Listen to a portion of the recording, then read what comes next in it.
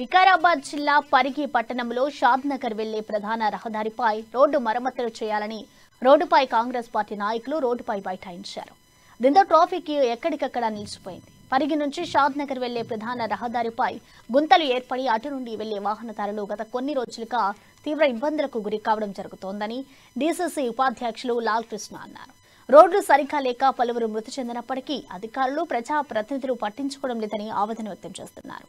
వెంటనే రోడ్డు పనులు ప్రారంభించాలని వారు డిమాండ్ చేశారు.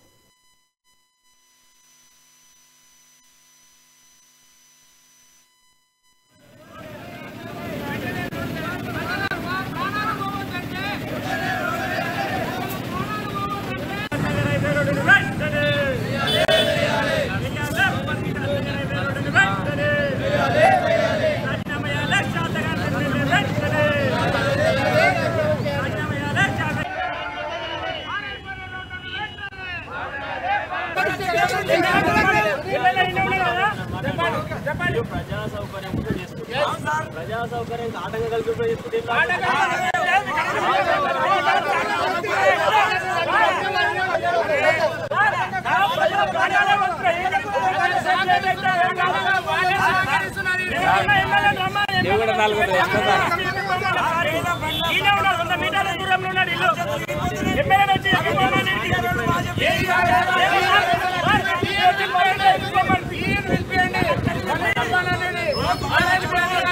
రావాలి.